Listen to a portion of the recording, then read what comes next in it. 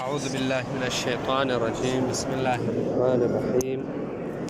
واحتج للبطلان بالأدلة الأربعة.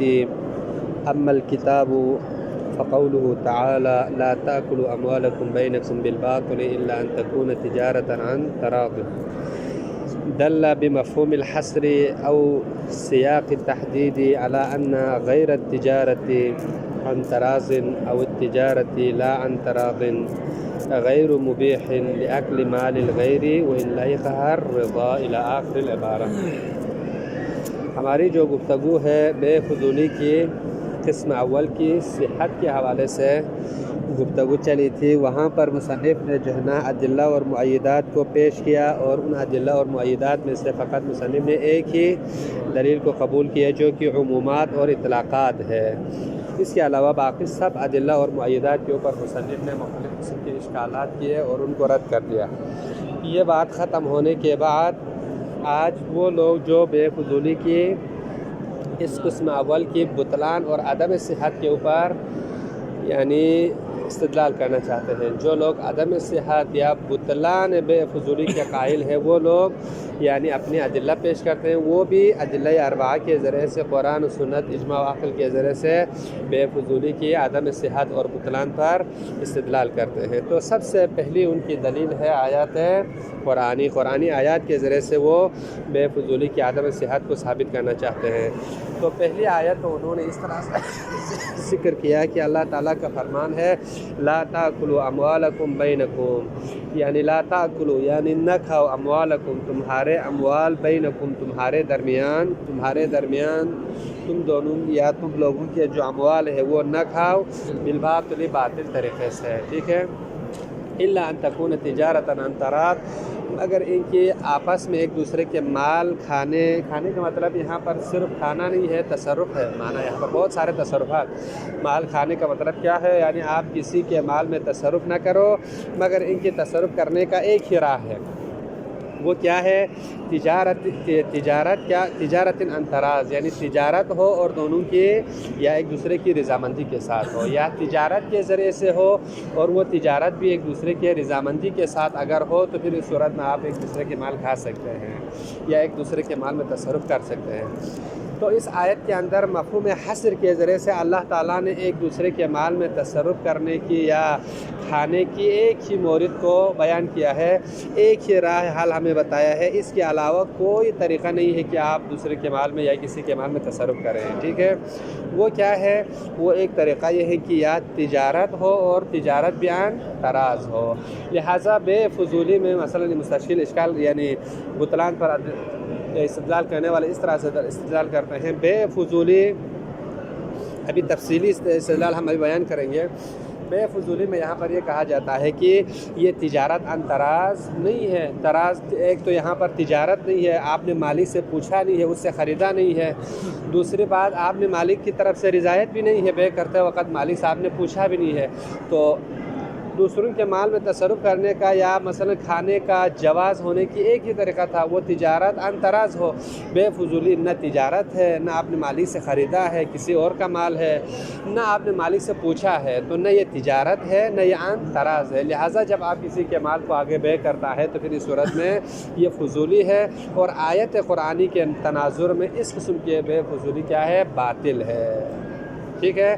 گویا یہ قسم کے جو بے فضولی اموال غیر میں تصرف کرنے کی طرح ہے، لہٰذا آیت کہتی ہے کہ اموال غیر میں تصرف نہ کرو، تصرف کرنے کیا حرام ہے، اس طرح سے انہوں نے استدلال کیا۔ باقی ایک یہ ہے، اس کو مفہوم حصر کے طور پر بیان کیا۔ مفہوم حصر کا مطلب کیا ہوتا ہے؟ مفہوم حصر کے بہت سارے عادات ہیں، عادات میں سے ایک انما ہے، انما کے ذریعے سے ایک حکم کو کسی چیز کے ساتھ خاص کرتے ہیں۔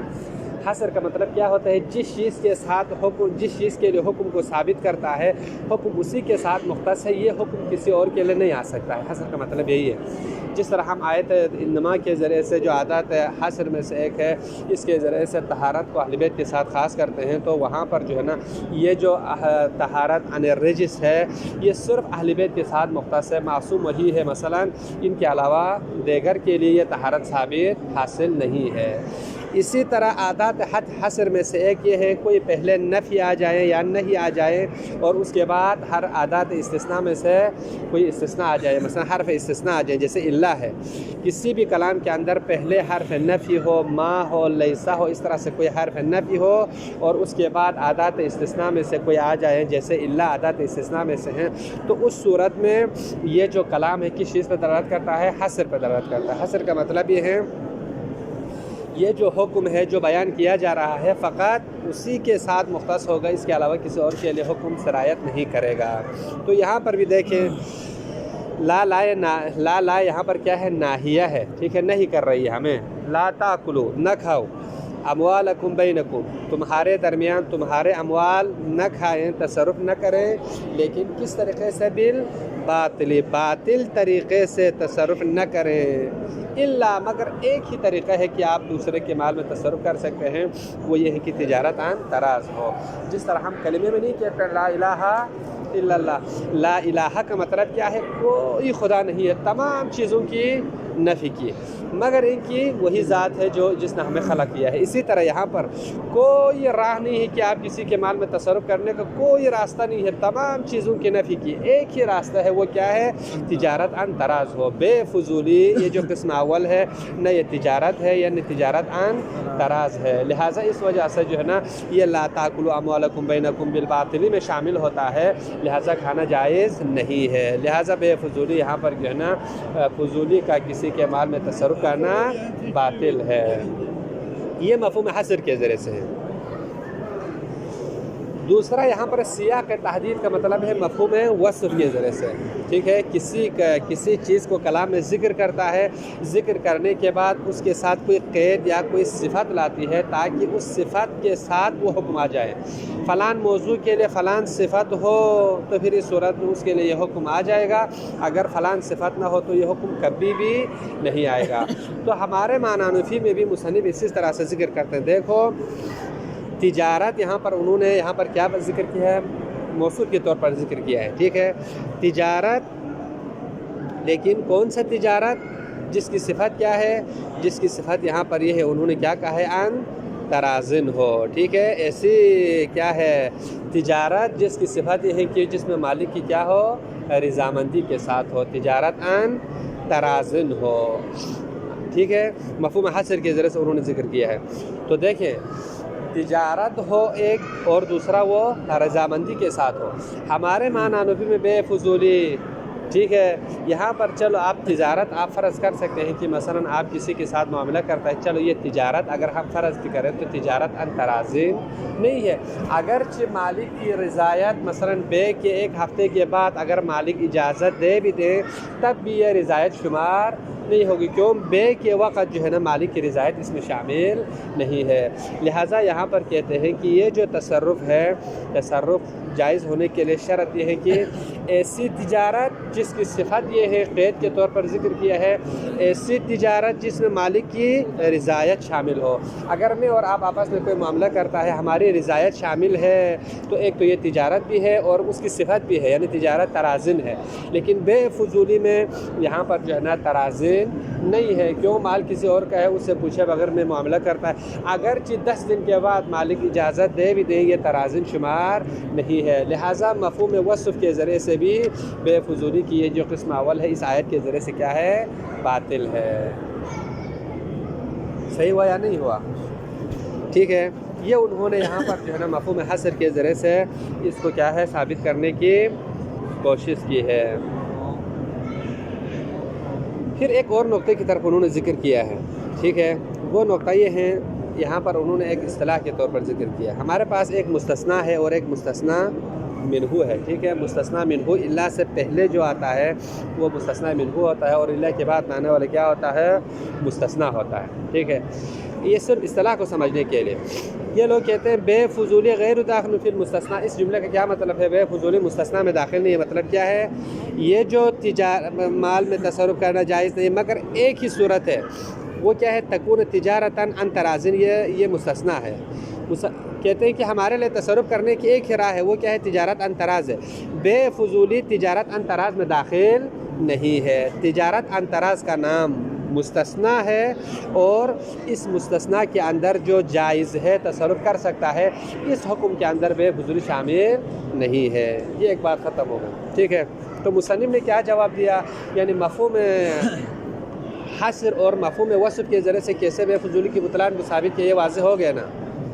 حصر کے ذریعے سے کہ یہاں پر جو ہے نا الا اور کیا ہے نفی اور نہی اور الا کے ذریعے سے کسی کے مال میں تصرف کرنے کا ایک ہی طریقہ ثابت کیا، کوئی تصرف جائز نہیں ہے مگر ایک ہی طریقہ ہے، وہ کیا ہے؟ تجارت عن تراض ہو، بے فضولی تجارت عن تراض نہیں ہے، لہذا باطل ہے۔ صفت کے ذریعے سے کیسے ثابت کیا؟ کسی کے مال میں تصرف کرنے کے لیے شرط یہ ہے کہ ایک تجارت ہو، ایسی تجارت جس کی صفت یہ ہے کہ جس میں مالک کی دونوں مالک کی رضامندی ہو۔ بے فضولی ایسا معاملہ ہے جس میں مالک کی رضایت ہے ہی نہیں، اگرچہ 10 دن بعد آنے والا رضایت آ بھی جائے، اجازہ آ بھی جائے تو یہ رضایت شمار نہیں ہوگی، لہٰذا بے فضولی کیا ہے؟ باطل ہے۔ یہ صفت کے ذریعے سے انہوں نے بطلان کو ثابت کیا۔ مصنف نے ان کے لیے جو ہے نا صاف طریقے سے تقریباً 4-5 طریقے سے انہوں نے جواب دیا۔ پہلی بات تو یہ ہے کہ یہ جو آپ نے کہا ہے نا مفہوم حصر کے ذریعے سے بے فضولی کی بطلان کو ثابت کیا ہے، اس آیت کے اندر حصر ثابت نہیں ہے، لا الہ الا اللہ کی طرح یہاں پر نہیں ہے کہ کسی کے مال میں تصرف کرنا ہرگز کوئی راہ نہیں ہے، صرف تجارت عن تراض ہو۔ اس طرح کے تصرف کے جواز کو فقط تجارت عن تراض کے ساتھ منحصر کرنے کے لیے یہاں پر انحصار ثابت نہیں ہے۔ کیوں؟ مصنف فرماتے ہیں ہمارے پاس استثناء کی بہت سارے اقسام ہیں، استثناء کے شرائط ہے حصر پر دلالت کرنے کے لیے۔ ان شرائط میں سے ایک یہ ہے کہ نہی یا نفی کے بعد استثناء کے حکم کو منحصر کرنے کے لیے شرط یہ ہے کہ پہلی شرط یہ ہے کہ استثناء کیا ہو؟ متصل ہو، ٹھیک ہے۔ اور جو ہے ایک استثناء متصل و منقطع نہ ہو، ایک بات۔ دوسرا، چلو استثناء منقطع ہو بھی صحیح، استثناء مفرغ ہونا چاہیے، جبکہ ہمارے معنی نفی میں استثناء مفرغ نہیں ہے۔ ہم اس کی وضاحت کرتے ہیں۔ استثناء متصل کا مطلب کیا ہوتا ہے؟ جاء القوم الا زیدن، یہ مستثنیٰ متصل ہے۔ کیوں؟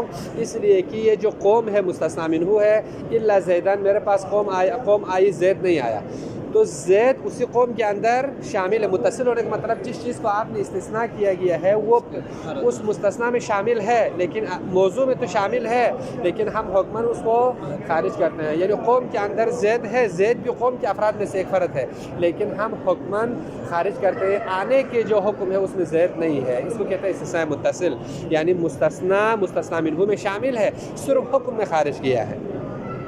ایک دفعہ ہوتا ہے مستثنیٰ منقطع، جاء القوم الا حمار، ٹھیک ہے، قوم آئی، حمار نہیں آیا۔ حمار پہلے سے قوم میں ہی شامل نہیں ہے، اسی وجہ سے کہتے ہیں مصنف دیکھو اس قسم کے 2 قسم کے ہمارے پاس استثناء ہے، ایک استثناء متصل، ایک استثناء منفصل۔ اگر استثناء متصل ہو وہاں پر حصر ثابت ہو جاتی ہے، وہاں پر جو ہے نا میرے پاس قوم آئی زید نہیں آیا تو تمام قوم آئی صرف زید نہیں، حکم عدم مجیء زید کے ساتھ مختص ہوگا، مناصر ہوگا، یہاں پر حصر ثابت ہوگی۔ لیکن بس اوقات اگر استثناء منقطع ہو تو وہاں پر حصر ثابت نہیں ہوتی ہے، یعنی آپ یہ نہیں کہہ سکتے میرے پاس قوم آئی الا حمار نہیں آیا، تو یہاں پر عدم مجیء کو منحصر کیا ہے حمار کے ساتھ، اور آپ حمار نہیں آیا کا مطلب یہ نہیں ہے کہ قوم میں سے کوئی بھی نہیں آیا، یہ آپ نہیں کہہ سکتے ہیں، ٹھیک ہے۔ ہمارے معنی نفی میں بھی اسی طرح سے ہے، لا تاکلوا اموالکم بینکم بالباطل، یہ مستثنیٰ منہ ہے، اور تکون تجارتا عن تراض، یہ مستثنیٰ ہے۔ تو یہ تجارتا عن تراض لا تاکلوا اموالکم بین باطل کی نسبت سے گویا حمار اور قوم کی طرح ہے، گویا لا تاکلوا اموالکم بینکم بالباطل یہ قوم ہے، اور تکون تجارتا عن تراض گویا حمار کی طرح ہے، یعنی تجارت عن تراض لا تاکلوا اموالکم بین باطل کے افراد میں سے ہے یا نہیں ہے؟ نہیں ہے۔ لا تاکلوا اموالکم بینکم بالباطل یہ الگ چیز ہے، تجارت عن تراض الگ چیز ہے، لہٰذا یہ تجارت عن تراض اس میں شامل، کسی کے مال کو آپ باطل طریقے سے نہ کھاؤ، یہ الگ چیز ہے، جس طرح قوم کی طرح، اور تجارت عن تراز یہ الگ چیز ہے، حمار کی طرح ہے، لہٰذا یہ استثناء متصل نہیں ہے بلکہ کیا ہے، منقطع ہے۔ منقطع کا ہے یا منفصل کا ایک ہی چیز ہے، ٹھیک ہے۔ تو جب استثناء منفصل ہو یا استثناء منقطع ہو تو وہاں پر حصر ثابت ہوتا ہی نہیں ہے، حصر صرف استثناء متصل میں ہوتا ہے۔ لہٰذا ہمارے معنی نفی میں جو آپ نے حصر ثابت کی ہے یہ استثناء منقطع ہے، لہٰذا حصر ثابت نہیں ہوتی، حصر صرف استثناء متصل میں ثابت ہوتی ہے۔ یہ ایک بات ہو گئی، ایک جواب ہو گیا۔ دوسری بات مصنف فرماتے ہیں، یہ ایک بات ہو گئی، ٹھیک ہے۔ اچھا یہ تھا کس کی نسبت سے، حصر کی نسبت سے۔ اما جو آپ نے مفہوم وصف کے ذریعے سے ثابت کیا تھا کہ تجارت عن تراز ہونی چاہیے، ایسی تجارت جس کی صفت یہ ہے کہ عن تراز ہو، بے فضولی میں صفت تجارت عن تراز نہیں ہے، باطل ہے، کہا صفت کے ذریعے سے۔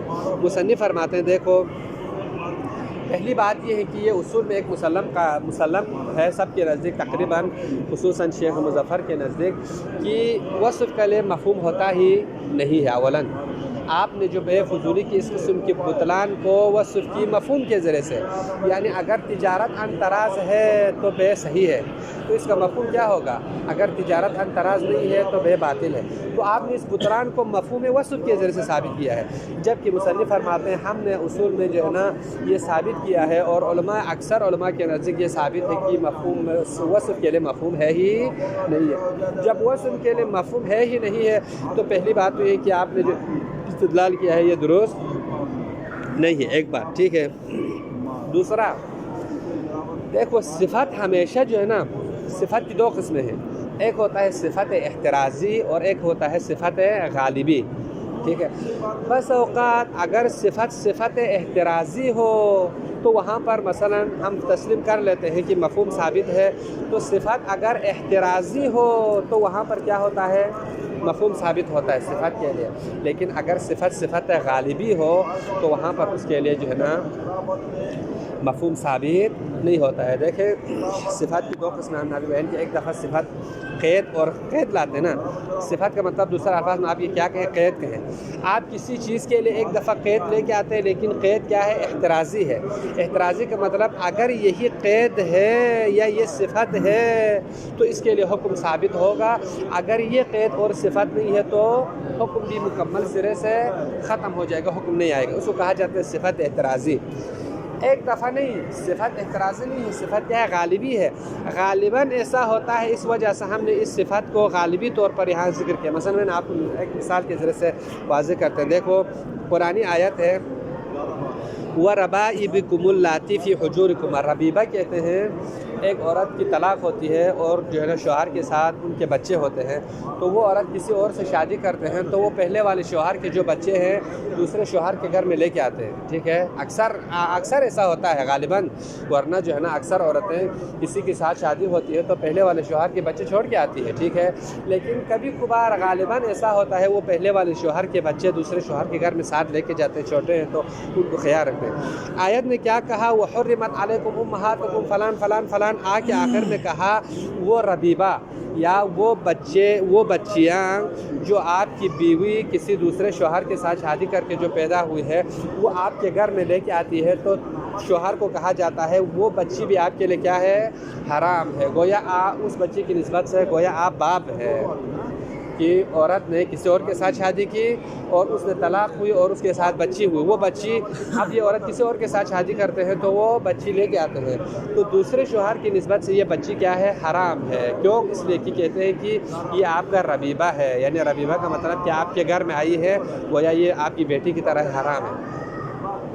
تو وہ ربائبکم اللاتی فی حجورکم، یعنی وہ ربیبہ حرام ہے جو تمہارے گھر میں لے کے آئی ہو، کس نے، بیوی نے۔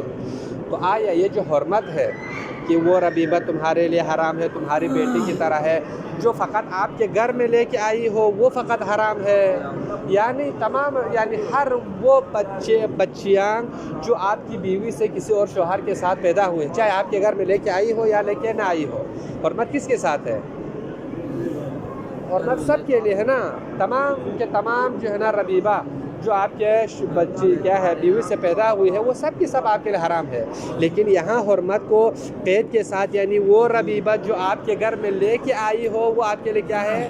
حرام ہے۔ تو اسی آیت سے آپ یہ کہہ سکتے ہیں کہ فقط وہ ربیبہ آپ کے لیے حرام ہے جو آپ کے گھر میں لے کے آئی ہو، باقی آپ اس کے ساتھ شادی کر سکتے ہیں، جائز ہے، یہ کہہ سکتے ہیں؟ نہیں کہہ سکتے۔ کیوں؟ اس لیے کہ یہاں پر آپ کے گھر میں لے کے آئی ہو کہہ کر جو قید ذکر کیا ہے یہ غالبی ہے، یعنی اکثر اوقات کیا ہے بیویاں جو ہے نا وہ بچی لے کے آتی ہے، اس وجہ سے اس قید کو ذکر کیا گیا، ورنہ حکم اس قید کے ساتھ مختص نہیں ہے، حکم سب ربیبے کے ساتھ ہے، ہمارے لیے سب کے ساتھ شادی کرنے کے حرام ہے۔ اسی طرح ہمارے معنی نفی میں بھی ہے، یعنی تجارت آپ کے لیے کسی کے مال میں تصرف کرنا جائز نہیں ہے مگر ان کی تجارت ان تراز ہو، تو یہاں پر تجارت ان تراز میں جو تراز کی جو قید ہے جو صفت ہے وہ احترازی نہیں ہے، یہ غالبی ہے۔ اکثر طور پر لوگ آپس میں دونوں کی رضامندی کے ساتھ معاملہ کرتے ہیں، اس وجہ سے ہم نے یہاں پر تجارت کو ان تراز کے قید کے ساتھ ذکر کیا۔ تو یہ جو تراز کی جو قید ہے غالبی ہے، غالباً اکثر لوگ معاملہ کرتے ہیں تو دونوں کی رضامندی کے ساتھ کیا ہے، تو اس وجہ سے ہم نے اس قید کو ذکر کیا ہے، نہ کہ یہ کہ اگر یہ قید ہو تو حلال ہے، اگر یہ قید نہ ہو تو بے باطل ہے ہمیشہ، یعنی کوئی بھی بے رضایت کے بغیر باطل ہے، یہ درست نہیں ہے۔ یہ جو تراز کی جو قید ہے یہ غالبی ہے، لہٰذا یہ قید احترازی نہیں ہے، غالبی ہے، لہٰذا یہ قید نہ بھی ہو تو بس اوقات دونوں کی رضامندی کے بغیر بھی معاملہ درست ہو سکتا ہے۔ یہ ایک جواب ہو گیا۔ دوسرا یہاں پر ایک جواب یہ ہے کہ یہاں پر مصنف فرماتے ہیں جنہوں نے استدلال اس طرح سے کیا کہ یہ جو تجارتاً ہے نا، یہاں پر انت تجارتاً، مصنف فرماتے ہیں یہ جو تجارتاً میں دو یہاں پر قرات ہے، ایک تجارتن اور ایک تجارتاً۔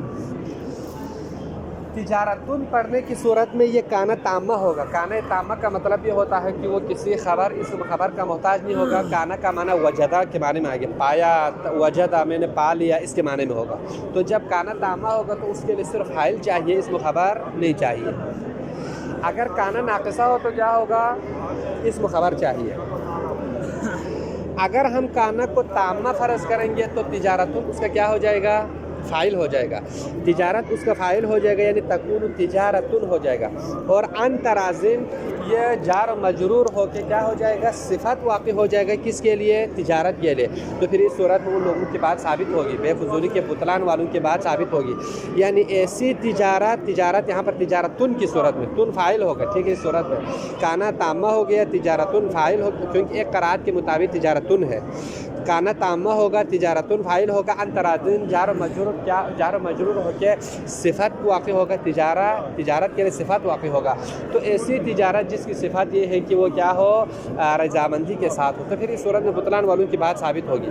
لیکن مصنف فرماتے نہیں، یہاں پر کانا تامہ نہیں ہے بلکہ کیا ہے؟ کانا ناقصہ ہے۔ کانا ناقصہ ہے تو اس کے اندر جو ضمیر ہے وہ کیا واقع ہوگا؟ اس میں کانا ہوگا، اور وہ ضمیر پلٹے گا کس کی طرف؟ لا تاکلو کی طرف، ٹھیک ہے، ٹھیک ہے۔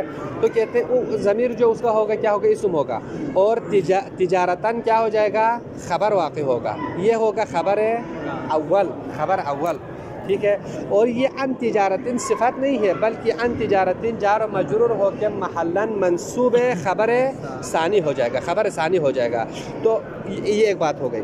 جب خبر ثانی ہو جائے گا تو پھر خبر جب دو آتے ہیں کسی کیا ہے کانہ افعال ناقصہ میں سے کسی کے لیے جب دو خبر آتے ہیں تو خود خبر کی دو قسمیں ہیں، ایک دفعہ دونوں خبر مل کے دونوں خبر جز کی حیثیت رکھتے ہیں، دونوں مل کے آگے معنی دیتا ہے، آگے معنی دونوں مل کے تمام ہوتا ہے، ایک دفعہ نہیں، مستقلاً الگ الگ جو ہے نا معنی مستقل ہوتا ہے۔ تو یہاں پر مصنف فرماتے ہیں دیکھو یہاں ہمارے معنی نفی میں جو تجارتاً اور انترا دو خبر ہے نا، دونوں خبر مل کے معنی کیا ہوگا؟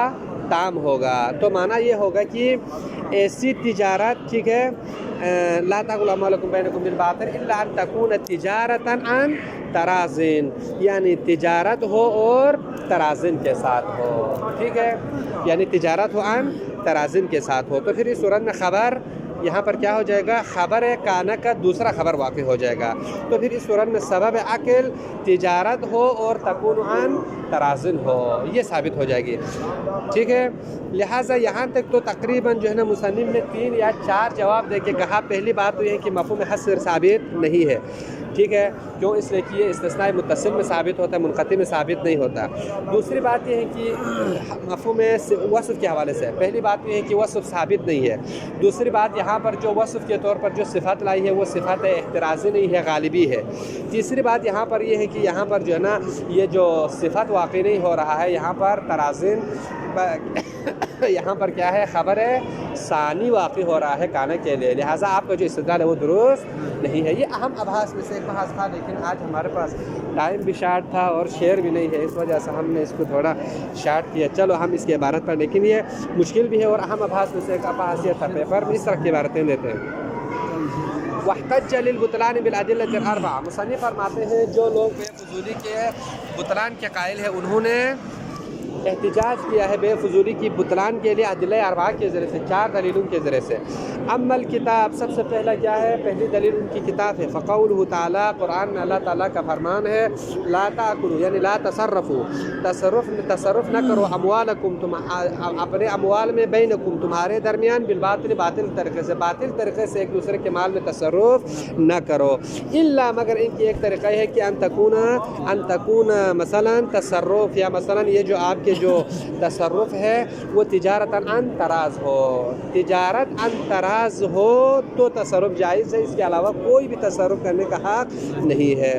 اب دل بمفہوم الحصر، مصنف فرماتے ہیں مفہوم حصر کے ذریعے سے دلالت کرتے ہیں کہ بے فضولی کے بطلان پر. کیسے دلالت کرتے ہیں؟ ہم نے کہا کہ مال غیر میں تصرف کرنا جائز نہیں ہے، حصراً کوئی بھی طریقہ نہیں ہے، ایک ہی طریقہ ہے، وہ کیا؟ تجارت عن تراز ہے. بے فضولی تجارت عن تراز نہیں ہے، لہذا باطل ہے. او سیاق تحدید، یا حد بندی کی ہے. سیاق تحدید کا مطلب یہاں پر تجارت کو صفت لائی ہے، حد بندی کی ہے، کس کے ذریعے سے؟ ان تراز کے ذریعے سے. یعنی ایسی تجارت جس میں شرط ہے، جس کی صفت یہ ہے کہ وہ رضامندی کے ساتھ ہو. تو علی ان غیر التجارہ ان ترازن، ایک دفعہ تجارت نہیں ہے لیکن تجارہ غیر ان غیر التجارہ ان ترازن، ایک دفعہ تجارت ہے لیکن ترازن نہیں ہے، یہاں پر بھی درست نہیں ہے. کیوں؟ اس لیے کہ تجارت ہی نہیں ہے، اگرچہ رضامندی ہو پھر بھی درست نہیں ہے. ٹھیک ہے. یا او تجارہ، تجارت تو ہے لیکن لا ان ترازن، یہاں پر کیا ہے؟ راضی نہیں ہے. تجارت تو ہے، راضی نہیں ہے. مثلا وہی بے فضولی تجارت تو کر رہے ہیں کسی کے ساتھ لیکن مالک راضی نہیں ہے. تو پھر اس صورت میں یہ دونوں صورتیں غیر مبیح لاکل مال غیر، مال غیر میں تجارت کرنے کے، مال غیر میں تصرف، مال غیر کا کھانا مبیح نہیں ہے، یہ آپ کے لیے مباح نہیں ہے. دیکھو وَإِنَّ لَهِقَهَا الرِّضَا، تو بعد میں کوئی اشکال کرتے بھائی بے فضولی میں مالک کو جب پتہ چلے تو وہ اجازت دیتا ہے، تو یہ کیا ہے؟ اجازت نہیں ہے، یہ تجارت ان تراز نہیں ہے. تو کہتے ہیں اگرچہ مالک بعد میں مالک کی اجازت اگر لاحق ہو بھی جائے پھر بھی یہ تجارت ان تراز نہیں ہوگا. ٹھیک ہے. بس ومن المعلوم، اور ساتھ ساتھ آپ کو یہ بھی پتہ ہے کہ ان الفضولی غیر داخل فی المستثنیٰ، فضولی مستثنیٰ میں داخل نہیں ہے. مستثنیٰ کون سا ہے؟ مستثنیٰ غیر داخل للمستثنیٰ، کہنا ان الفضولی غیر داخل فی المستثنیٰ، فضولی مستثنیٰ میں داخل نہیں ہے. تو مستثنیٰ سے مراد کیا ہے؟ تجارت ان تراز. تجارت ان تراز ایک ہی طریقہ ہمیں بتایا ہے کھانا جائز ہونے کی، وہ کیا ہے؟ تجارت ان تراز ہے. فضولی تجارت ان تراز میں داخل نہیں ہے. جب داخل نہیں ہے تو ہمارے لیے جواز کا ایک ہی طریقہ آپ نے بتایا تھا شارح نے، اسی ایک طریقے میں فضولی سرے سے داخل ہی نہیں ہے. جب داخل نہیں ہے تو وہ کیا ہے؟ باطل ہے. وفیہ، اب یہاں سے مصنف ان پر کیا کرتے ہیں؟ اشکال کرتے ہیں. ان دلالتہ علی الحصر، اس آیت کی جو دلالت ہے حصر کے اوپر ممنوعۃ، یہ خبر ان ہے، ہم اس کو منع قرار دیتے ہیں، معنی یہ ہم نہیں مانتے ہیں. کیوں؟ لانقطاع الاستثناء، یہاں پر استثناء منقطع ہے. بھئی حصر پر دلالت کرنے کے لیے استثناء متصل چاہیے، یہ استثناء منقطع ہے یا استثناء منفصل ہے. کما ہوا ظاہر اللفظ، جیسا کہ لفظ سے ہی آپ کے لیے واضح ہے کہ لا تاکلوا اموالکم بینکم بالباطل، الگ چیز ہے، تجارت تجارت عن تراز الگ چیز ہے، یہ قوم اور حمار کی طرح ہے، ٹھیک ہے۔ وہ صریح المحکی عن جماعت من المفسرین، اور مفسرین کی ایک جماعت نے بھی صریح طور پر کہا ہے اور ان کی طرف سے حکایت کی گئی ہے کہ یہ کیا ہے، استثناء منقطع ہے۔ ضرورت عدم کون التجارہ عن تراز فردا من الباطل، اب یہاں سے واضح ہوا کہ تجارت عن تراز فردا من الباطل، باطل کے فرد میں سے ہونا، عدم کون تجارت عن تراز نہیں ہے کیا، فردا من الباطل، لا تاکلوا اموالکم بینکم بالباطل کے فرد میں سے نہیں ہے، خارجا عن حکمہ، آپ کہیں کہ اس کے فرد میں سے ہے لیکن حکماً خارج کی ہے، ایسا نہیں ہے، بلکہ یہ سرے سے ہی تجارت عن تراز لا تاکلوا اموالکم میں شامل ہی نہیں ہے، لہٰذا استثناء منقطع ہے۔ جب استثناء منقطع ہے تو حصر ثابت نہیں ہے، جب حصر ثابت نہیں ہے تو پھر اس صورت میں یہ جو آپ نے حصر کے ذریعے سے بے فضولی کے بطلان کو ثابت کیا تھا، یہ بطلان بھی ثابت نہیں ہوگی۔ یہ تھا بالنسبت الی حصر۔ واما سیاق التحدید، یعنی اما سیاق التحدید یعنی مفہوم وصف، الموجب لثبوت مفہوم القید، یعنی مفہوم وصف ثابت ہوتی ہے کس کے ذریعے سے، لثبوت مفہوم القید، یعنی قید کے مفہوم ہونے کی صورت میں، قید کا مطلب وصف، قید سے مراد یہاں پر وصف کے لیے مفہوم ثابت ہونے کی صورت میں یہ آپ کا استدلال ثابت ہوتا ہے، جبکہ فہو مع تسلیمہ سے ہمیں یہ اشارہ ملتا ہے اولاً ہم مفہوم وصف کی قائل ہوتا ہی نہیں ہے، چلو فہو مع تسلیمہ، اگر ہم مفہوم وصف کے قائل ہو جائے، اس کو تسلیم کر بھی لیں تو مفہوم وصف وہاں پر ثابت ہوگا، کسی موصوف کے لیے صفت لانے کے بعد حکم اسی صفت کے ساتھ اس وقت خاص ہوگا، مخصوص بما اذا لم یکن للقید فائدۃ اخری، اس قید کے لیے کوئی اور فائدہ نہ ہو، کوئی اور فائدہ نہ ہو کا مطلب کیا ہے، اگر قید احترازی ہو تو اس کے لیے مفہوم ثابت ہوگا، یعنی کوئی اور فائدہ نہ ہو کا مطلب کیا ہے، یعنی بس اوقات یعنی یہ جو قید ذکر کیا ہے لیکن اس کے لیے اور بھی فائدے ہیں، ٹھیک ہے، یعنی فقط حکم اسی قید کے ساتھ منحصر نہیں ہے، اگر قید جو ہے نا کیا ہے، اس کے لیے کوئی اور فائدہ نہیں ہے، بس یہی حکم اسی قید کے ساتھ ہی مختص ہے، یہی فائدہ اسی قید کے علاوہ کسی اور کے ساتھ نہیں آتا ہے تو وہاں پر مفہوم ثابت ہوگا، لیکن بس اوقات ہمارے لیے جو ہے نا قید کے لیے جو ہے نا اور بہت سارے فائدے ہوتے ہیں، جیسے کہ کونہ واردا مورد الغالب، دیکھو ایک دفعہ قید اس لیے آتا ہے تاکہ حکم اسی قید کے ساتھ مختص ہوتا ہے، فائدہ یہی ہے، لیکن بس اوقات قید کے لیے قید اس لیے آیا ہے کہ یہ حکم اس کے ساتھ مختص ہے، اس لیے نہیں آیا ہے، بلکہ اور کسی اور فائدے کے لیے، کسی اور مقصد کے لیے یہ قید آیا ہے، یہ وصف آیا ہے، قید سے مراد وہی صفت، یہ صفت کو شارح نے اس آیت کے اندر ذکر کیا ہے تو حکم اسی کے ساتھ مختص ہے، یہ کہنے کے لیے صفت کو ذکر نہیں کیا ہے، بلکہ صفت کی کوئی اور مقصد ہے، وہ کیا ہے، غالباً جو ہے نا اس طرح کے قید ذکر کیا جاتا ہے، لہذا مصنف نے یا شارح نے یا اللہ نے قید غالبی کے طور پر فائدہ غالبی کو مد نظر رکھتے ہوئے ذکر کیا ہے، نہ کہ یہاں پر انحصار کے لیے ہے، جیسے کونہ واردا، جیسا کہ ایک قید جو ہے نا کسی اور فائدے کے لیے غالبی کے لیے آتا ہے، جیسے کہ وہ صفت جو وارد ہوا ہے مورد غالب میں، جیسے کما فی معنی نفی، ہمارے معنی نفی میں بھی یہ جو تجارت عن تراز قید غالبی ہے، قید احترازی نہیں ہے۔ وفی قولہ تعالیٰ، اور اسی طرح اللہ تعالیٰ کے اس قول میں بھی ہے، وَرَبَائِبِكُمُ اللَّاتِي، وہ ربیبہ اللاتی فی حجورکم، جو تمہارے گھر میں لے کے آتی ہے آپ کی بیویاں، وہ کیا ہے تمہارے لیے حرام ہے، تو یہ جو تمہارے گھر میں لے کے آنے والے ربیبہ حرام ہے، یہ حرمت صرف اسی کے ساتھ مختص نہیں ہے، تو پھر اس حجورکم کا قید کیوں ذکر کیا بھائی، تو کہتے ہیں غالباً وہ گھر میں لے کے آتی ہے، اس وجہ سے ہم نے ذکر کیا ہے۔ اسی طرح ہمارے معنی نفی میں بھی غالباً لوگ معاملہ کرتے ہیں تو رضامندی کے ساتھ کرتے ہیں، اس وجہ سے ہم اس عن تراز کے قید کو قید غالبی کے طور پر ذکر کیا ہے، نہ کہ جو ہے نا تصرف جائز ہونے کا مقصد صرف عن تراز میں، ایسا نہیں ہے، یہ جو عن تراز غالبی کی وجہ سے ہم نے ذکر کیا ہے، تو اس کا مطلب یہ ہوگا کہ بس اوقات عن تراز کے بغیر بھی معاملہ درست ہو سکتا ہے، جیسے بے فضولی وغیرہ، لہٰذا بے فضولی کیا ہے، صحیح ہے۔